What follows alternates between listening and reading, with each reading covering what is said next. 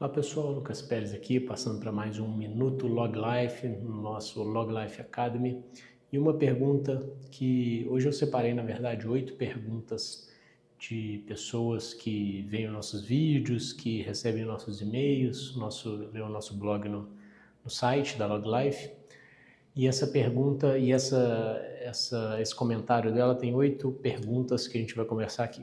A primeira é se todo o transporte de categoria A e categoria B precisam seguir a API 620 e a API 650. E sim, tanto o transporte terrestre quanto o transporte aéreo, ou seja, tanto a ANAC, IATA quanto a NTT, exigem o uso das embalagens específicas seguindo a Instruction Packing ou 620 para a categoria A ou 650 para a categoria B. Então sim, é preciso o uso independente do modal. A segunda pergunta que ela me fez foi sobre a embalagem. Se a embalagem for fornecida pelo cliente e ela não for homologada, não seguir a API 650 ou a API 620, o que fazer, né? Se é preciso fazer algo. E sim, é preciso fazer algo.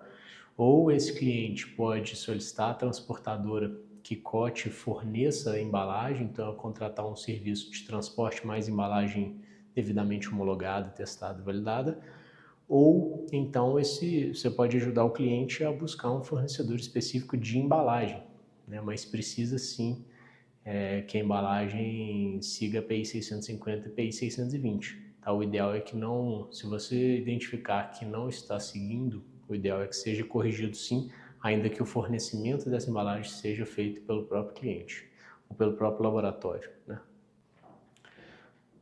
A outra dúvida, pessoal, que foi enviada é se o material biológico ele pode ser transportado em embalagem não qualificada. Tá?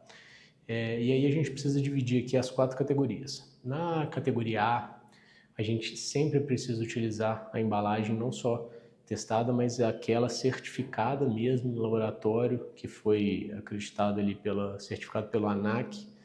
A embalagem B, de categoria B, precisa ter sido validada em um laboratório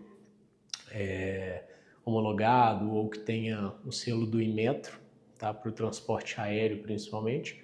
E o risco mínimo material isento não precisa, ele precisa só atender alguns requisitos básicos de embalagem, mas não precisa ser ou uma empresa fornecedora de embalagem certificada com o símbolo ON, né, na caixa, e também não precisa ter esse teste no laboratório certificado pelo Inmetro. A próxima dúvida é sobre a qualificação dos bancos de sangue, tá? Para o transporte interestadual, né, de material. Se isso precisa ser feito pelo laboratório, se deve fazer parte da qualificação do laboratório junto à transportadora. E sim, tá? O ideal é que seja que faça parte da qualificação, e sim é uma responsabilidade do banco de sangue tirar essa autorização para o transporte interestadual. A próxima dúvida, pessoal, que foi enviado é sobre um caso de extravasamento de material biológico, como que é feita essa descontaminação e como que é destinado o resíduo. Tá?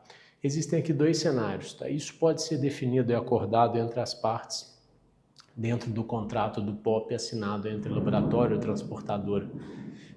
Mas especificamente, o que a gente tem aqui? Quais são os 2 cenários?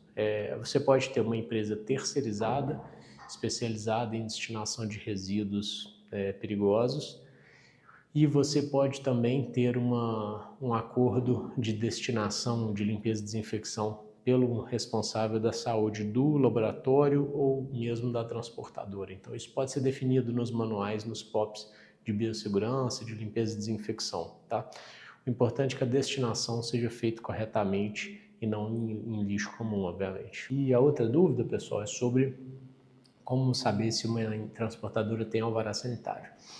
O ideal é que seja feita a qualificação dessa transportadora e você pode consultar a validade daquele documento no site da Visa, da Vigilância Sanitária, que emitiu aquele alvará. Então, o ideal é esse, pedir o alvará, e aí você pode validar esse alvará no próprio site da prefeitura que emitiu, tá bom? A outra dúvida, pessoal, é sobre as caixas térmicas rígidas, quando que elas podem ser utilizadas. Tá? E o grande ponto é aqui. Na verdade, ela pode ser utilizada no aéreo e no terrestre, só que no aéreo você vai precisar de uma caixa muito específica que é permitido o transporte aéreo. Então, raramente é utilizado a caixa rígida no transporte aéreo. O mais comum no aéreo realmente é a caixa descartável, de papelão ou de isopor, tá?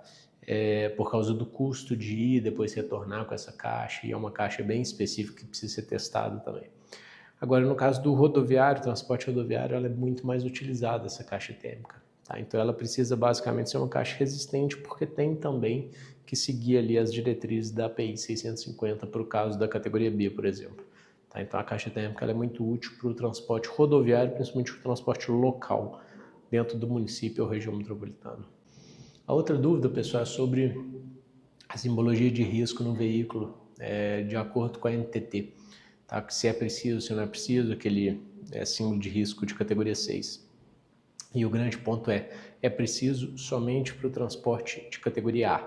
Tá? Então, o transporte de categoria A, ele se enquadra na ANTT 5998 e você precisa usar todas aquelas placas e todas as diretrizes do transporte de material perigoso rodoviário. Tá? Então, essa placa de categoria 6 de risco, classificação de risco 6, seria aplicável para a categoria A, sim. Então é isso, pessoal. Espero que tenham gostado, que tenha sido útil. Não se esqueçam de se inscrever, de comentar, mandar suas dúvidas e até o próximo. Tchau, tchau.